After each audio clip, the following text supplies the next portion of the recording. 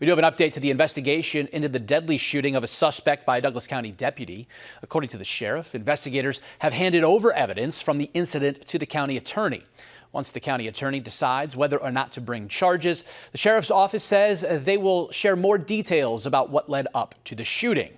In the early morning hours of May 22nd, Deputy Jesse Ronk approached an SUV as part of an ongoing investigation near 48th and Pratt when he shot and killed Janidi Ibrahim. The sheriff's office says the 19-year-old had a stolen loaded handgun.